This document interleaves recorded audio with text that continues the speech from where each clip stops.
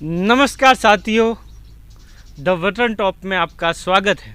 अभी चुनावी घमासान है और हर तरफ चुनावी रणनीति तैयार हो रही है और सिरई सबसे गर्म सीट है।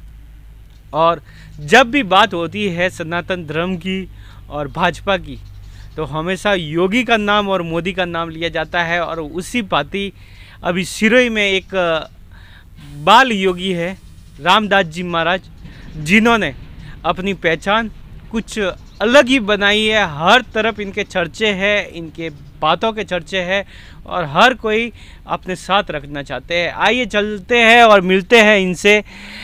रामदास जी महाराज से नमस्कार। नमस्कार। कैसे आपको रुचि जगी राजनीति के बारे में? राजनीतिक रुचि का तो हमारे जीवन का कोई पर्सनल इंटरेस्ट नहीं था कि राजनीति में हम आए, लेकिन वर्तमान जो स्थितियां देखी जा रही हैं और विभिन्न प्रकार के ऐसे कार्य जो अभी चल रहे हैं कि धर्म पे विभिन्न प्रकार की क्षति, आरोप प्रति आरोप, और जो कार्य हम लोगों को दर्शाए जा रहे हैं, उन सब कार्यों को देखते हुए इस देवनगरी सिरोही की जो जनता ने मुझे जिस तरीके का आश्वासन दिया और लोगों ने योगी की मांग की और मुझे प्रेरित किया, तो मेरे राम जी से मना भी नहीं किया गया। और मैंने अपना विचार रखा कि पार्टी अगर मुझे मौका देती है, भारतीय जनता पार्टी, तो मैं निस्वार्थ भाव और तन मन धन से सेवा करूँगा। अगर पार्टी आपको चुन लेती है, आपको विकल्प के तौर पर कि हाँ इनको उम्मीदवार बनाते हैं, तो आपके पास क्या रणनीति होगी जीतने के लिए? अब रणनीतियों में तो ऐसा है कि मेरे राम जी के जो कार्य रहे, उन कार्यों को सिरोही की जनता व गणमान्य जितने भी सदस्य व नागरिक हैं वो भली भांति जानते हैं कि आज तक सिरोही के अंदर निस्वार्थ भाव से मेरे राम जी ने काम किया, सेवा की, और मुझे मेरे कर्म पे विश्वास है और कि मैं भारतीय जनता पार्टी की सीट किसी भी विरोध से बचते हुए पार्टी की सीट निकाल सकता हूँ। ये मेरे स्वयं पे विश्वास है मुझे। ऐसे देखा जाए तो सिरोही में लगभग भाजपा के 8 गुट है, मगर जब भी आपका जिक्र आता है, आपके पास आते हैं, तो वो सब एकत्रित हो जाते हैं। ये कैसे संभव हुआ? आप अगर निस्वार्थ भाव से सेवा करोगे, किसी भी कार्य में लगोगे, तो सब जागृत हैं और सब लोग जानते भी हैं कि निस्वार्थ भाव से जो व्यक्ति काम करता है, उस व्यक्ति से कोई दूर नहीं जा सकता। और मेरे राम जी का आज तक मेरे जीवन में किसी से भी पर्सनल वाद विवाद या किसी भी चीज़ को लेके आक्रोशित भावनाएं उत्पन्न नहीं हुई। किसी से भी अगर कोई विषय भी बनता है तो वो या तो सामाजिक कार्य होगा या फिर कोई राजनीतिक कार्य होगा या फिर किसी प्रकार की कोई आपदा होगी, तो कहीं कहीं सामना हो जाता है। तो उस प्रकार का किसी को मानसिक अगर मुझसे टेंशन हो तो कह नहीं सकता, नहीं मेरा किसी से कोई पर्सनल इंटरेस्ट या पर्सनल विरोध नहीं है। तो इस तरीके से भी लोग सोचते हैं और जुड़ना चाहते हैं। ऊपर से साधु भेष है, बचपन से साधु रहा, साधु सा ही जीवन काटा और ना ही किसी से कुछ लेना ना ही किसी से देना। कहा है साधु निकला सैल पे 2 ही दिन की खैर, ना ही किसी से दोस्ती और ना ही किसी से बैर। तो एक संत का जीवन भी है। आप संन्यास जब धारण किया तो कैसे, मतलब? संन्यास का विषय तो मुझे स्वयं को पता नहीं। पढ़ाई करते करते मंदिर जाते थे। मंदिर जाते जाते विषय आया, रामायण गीता का अध्ययन किया कि इतिहास जो है वो व्यक्ति ही रचता है, व्यक्ति विशेष ही इतिहास रचता है। तो इस तरीके की भावनाएं मन में उत्पन्न हुई। होने के बाद में कि व्यक्ति क्या नहीं कर सकता। भगवान रामचंद्र जी जो थे, उन्होंने अकेले ने ऐसा इतिहास रचा कि आज पूरे भारतवर्ष में सिर्फ एक ही नारा, एक ही नाम, जय श्री राम, जय श्री राम। भगवान कृष्ण भी अकेले आए हुए थे। जितने भी राजा, जितने भी क्रांतिकारी हुए, चंद्रशेखर आज़ाद, भगत सिंह जी, महाराणा प्रताप, छत्रपति शिवाजी, ऐसे ऐसे वरिष्ठ जो है योद्धा इस हिंदुस्तान में जन्म लिए, वो स्वयं अकेले ही अपने बल पे इतिहास रचे। तो ऐसी भावनाएं उत्पन्न होते हुए और सनातन धर्म और राष्ट्रभक्ति की भावनाएं अंदर जगी, और जगने के बाद में मुझे स्वयं पता नहीं मैं कब डाइवर्ट हो गया, और गुरु महाराज का और भगवान की कृपा बनी रही और संन्यास धारण हो गया। राजनीति के क्षेत्र में बहुत सारी पार्टियां हैं, आपको सर का ताज बनाकर भी रख सकती थी, मगर आपका मन भाजपा की तरफ कैसे मुड़ा? पार्टियों को देखा जाए तो अभी आप देख ही रहे हैं वर्तमान सत्र, जो पूर्व का तो आपको ज्ञात होगा ही होगा, लेकिन वर्तमान सत्र में भी अभी एक देश पे हमला हुआ।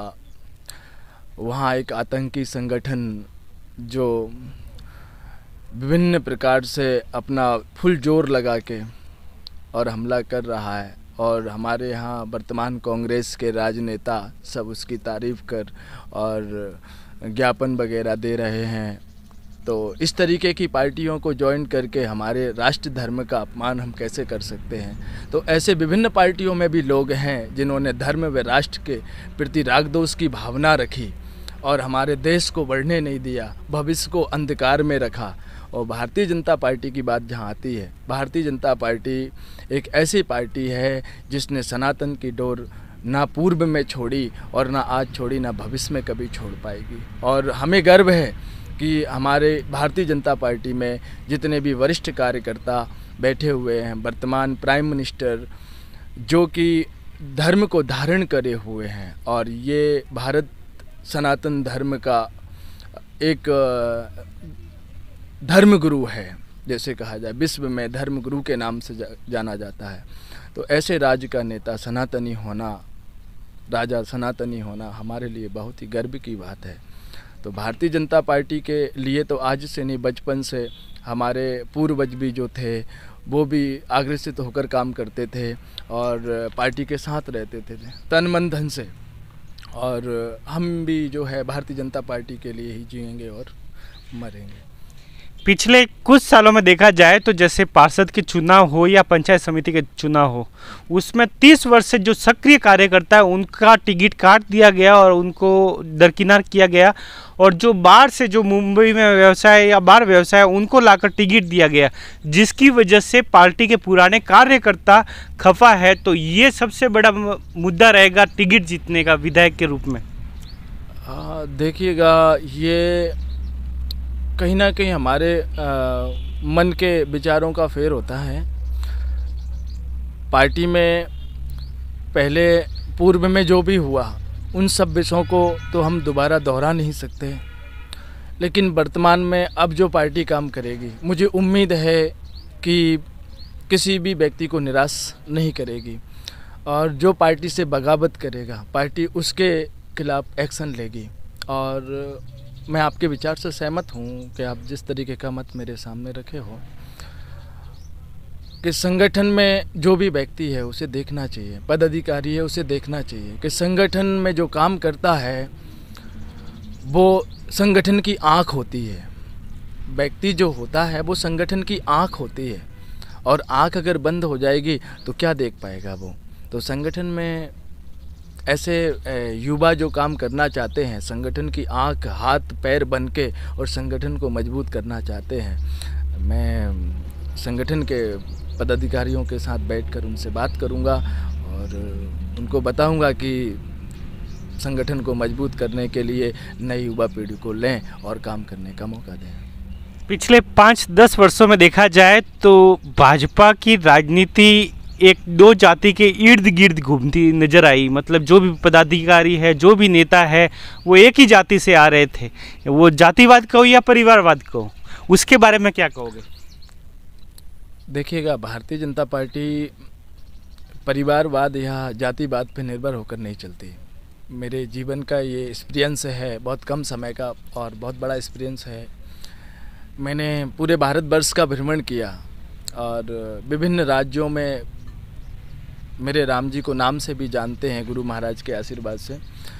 तो मैं स्वयं के मुंह से ये तो कह नहीं सकता कि समाजवाद या भाई भतीजावाद भारतीय जनता पार्टी कभी कर पाएगी। सिरोही में हुआ है।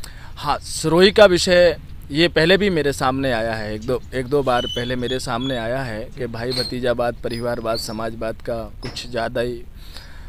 तो कहीं ना कहीं ये विषय जब आता है तो यहाँ देखने में आता है कि पूर्व में जो पदाधिकारी बने और रहे, कहीं ना कहीं उन्होंने अपने पर्सनल इंटरेस्ट के लिए कार्य किया। पर्सनल इंटरेस्ट में परिवार भी आ जाता है, स्वयं भी आ जाता है, समाज भी आ जाता है। तो ऐसा हो सकता है, लेकिन शायद उनको ऐसा लगा हो कि ये बच्चे अच्छे से काम कर सकते हैं। तो मैं ये भी नहीं कह सकता कि उन्होंने गलत किया, लेकिन आगे ऐसा नहीं होगा। जो विषय अभी तक आया, मैं उम्मीद करूंगा और स्वयं से भी सारे नेताओं से बैठकर, जिले लेवल की जो भी कमेटी है उसके साथ बैठकर मैं इस विषय को उनके सामने रखूंगा। रखने के बाद मैं ये दोनों विषयों को क्लियर करवाऊंगा, समाजवाद और भाई भतीजावाद। क्योंकि भारतीय जनता पार्टी एक ऐसी पार्टी है जिस पे आज तक किसी प्रकार का समाजवाद या भाई भतीजावाद का कलंक नहीं है। तो आगे इस विषय को दोबारा दोहराया ना जाए, ऐसा मैं प्रयास करूँगा। राजस्थान और सिरोही में आगे क्या बदलाव देखते हो? बदलाव में देखा जाए तो बदलाव तो विभिन्न प्रकार का है।